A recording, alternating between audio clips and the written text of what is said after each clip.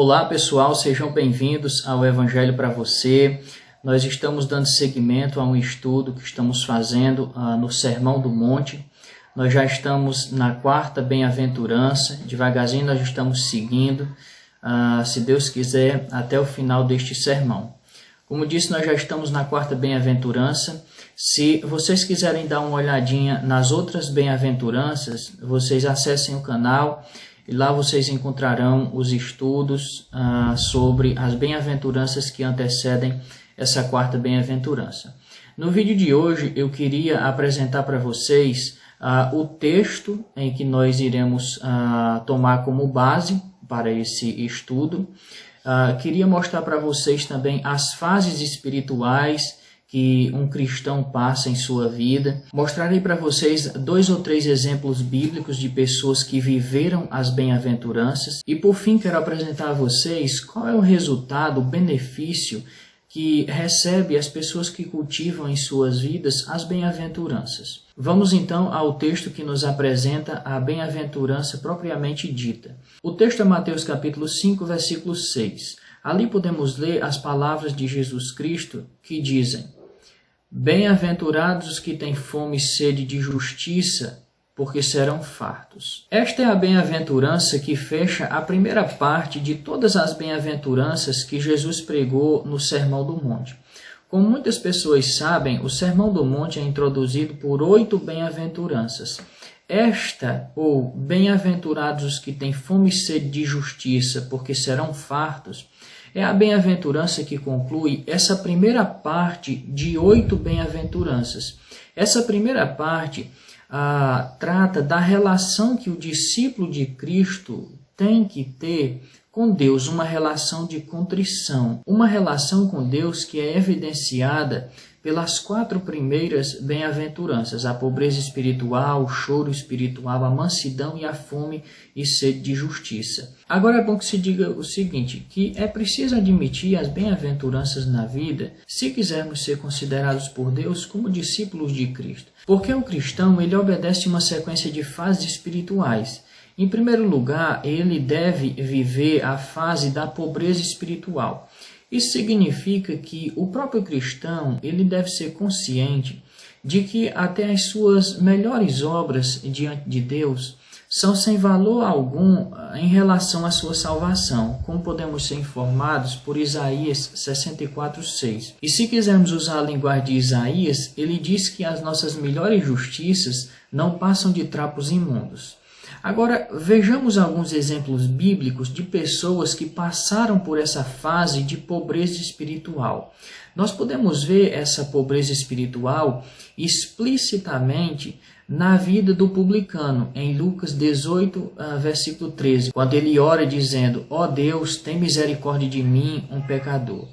Nós podemos ver também esse exemplo de contrição e de pobreza espiritual no apóstolo Paulo, que seguramente, gente, depois de 14 anos, depois de sua conversão a Jesus Cristo, escrevendo a carta aos Romanos, no capítulo 7, versículo 24, ele diz de si mesmo: Desventurado o homem que sou, maldito o homem que sou, miserável homem que sou. Quem me livrará do corpo desta morte? Na verdade, só um homem assim que tem olhos para se enxergar adequadamente, só uma pessoa dessa marca é que pode dizer o que ele disse na sequência: graças a Deus por Jesus Cristo, o nosso Senhor. Por fim, o último exemplo, já que falamos em Cristo, o próprio Senhor Jesus Cristo, que mesmo sem ser um pecador, quando se viu diante de Deus, disse pela boca de Davi no Salmo 22:6, mas sou verme e não homem. Uma passagem que, só para vocês entenderem, o Novo Testamento interpreta como sendo de Cristo. Nesses 3 exemplos, nós podemos ver essa pobreza espiritual na vida dessas pessoas. Esse sentimento de contrição humana diante da presença e da santidade divina. Na realidade, é esse tipo de sentimento de contrição diante de Deus, exemplificado na vida desses homens que citei a vocês, o publicano, o apóstolo Paulo e até Jesus Cristo, É esse sentimento na alma da pessoa que leva a pessoa dessa pobreza espiritual que sente à segunda bem-aventurança, o choro espiritual. E do choro espiritual, a terceira bem-aventurança, que é a mansidão diante dos homens e diante de Deus, como podemos ver na bem-aventurança anterior sobre a mansidão espiritual. Quem quiser dar uma conferida, está aqui no canal, é só acessar. Assim, a ideia bíblica é mais ou menos o seguinte: a conclusão de uma pessoa que passou por todos esses estágios, a pobreza espiritual, o choro espiritual e a mansidão, o resultado de alguém que passou por esses estágios não pode ser outro, senão o de entender que ele precisa de uma justiça que não encontra em si mesmo. Essa justiça deve vir de fora dele, se quiser ser um praticante do Sermão do Monte e se quiser se apresentar diante de Deus de maneira justa, com uma justiça que seja adequada a Deus. E não encontrará essa justiça a não ser que, tendo se esvaziado de si mesmo pela pobreza espiritual, o choro, a mansidão e a fome e a sede por justiça, ele cai aos pés de Cristo como morto, em busca dessa justiça da qual tem fome. Porque a ideia bíblica é que ninguém pode ir a Cristo a não ser que morra para si mesmo. Eis aí a cruz de Cristo. Esse é o papel da cruz de nosso Senhor Jesus Cristo. É um instrumento de morte. Ela mata o homem interior, centrado em si mesmo, a fim de o levar adequadamente a Cristo. É por isso que se diz em Lucas 2,34, ali tem uma citação sobre o Senhor Jesus Cristo que diz o seguinte: este menino, Cristo, está destinado para a queda e elevação de muitos. Ora, entenda vocês o seguinte, que há um contraste entre queda e elevação. Isso aqui é de propósito. É o escritor sagrado batendo no ombro do leitor e dizendo o seguinte: olha o que o Evangelho faz. Ele derruba a pessoa primeiro do trono do seu ego para que o próprio Evangelho possa levá-lo a Cristo de maneira adequada. E, portanto, quem não avisa as pessoas que devem se enxergar dessa maneira, os impede de ir a Cristo. E era justamente o que faziam os fariseus, tanto que o próprio Cristo os repreendeu, dizendo: ai de vós, escribas e fariseus hipócritas, e ele dá razão, porque fechais a porta dos céus aos homens, pois vós mesmos não entrais, nem deixais entrar os que estão entrando. Mateus 23:13. Essas são as pessoas que a Bíblia chama de inimigos da cruz de Cristo. São os que pregam um evangelho da cruz totalmente esvaziada do seu poder.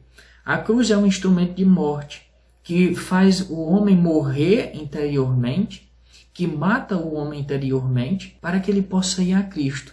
Mas os inimigos da cruz de Cristo pregam uma cruz que não tem esse efeito. Por isso a Bíblia se refere a eles como inimigos da cruz de Cristo. E são pessoas assim dessa natureza, né, que o apóstolo Paulo disse que tinha avisado, já naquela época, ele disse que tinha avisado aos cristãos filipenses repetidas vezes, quando ele diz o seguinte: há entre nós alguns dos que eu já disse a vocês repetidas vezes, e agora torno a dizer até chorando, que são inimigos da cruz de Cristo. Veja os termos que o apóstolo Paulo se refere a essas pessoas. E ele acrescenta mais: o destino deles é a perdição. O Deus deles é o ventre, a glória deles está na sua infâmia, visto que só se preocupam com as coisas terrenas. Filipenses 3, 18 e 19. Já a pregação de Cristo é muito diferente da pregação desses homens citados por Paulo. Aqui no Sermão do Monte, no texto que hoje é a nossa base, ele diz: bem-aventurados os que têm fome e sede de justiça, porque serão fartos. Notem vocês que com essas palavras ele se volta aos famintos e sedentos. O seu objetivo é mostrar qual é o desejo, qual é o maior desejo que deve ocupar o lugar central na vida da pessoa que foi transformada pelo Evangelho. O maior desejo deve ser a busca pela justiça. Então, gente, esse é o primeiro vídeo. Apresentei a vocês o nosso texto, apresentei a vocês as fases espirituais que um cristão deve passar. Apresentei também alguns exemplos bíblicos de pessoas que viveram essas bem-aventuranças e concluí apresentando a vocês qual é o resultado das pessoas que praticam as bem-aventuranças. No próximo vídeo nós iremos ver as ideias centrais que estão contidas nessa quarta bem-aventurança, os que têm fome e sede de justiça. Não se esqueçam de se inscrever no canal, apertar o sininho e dar aquele like.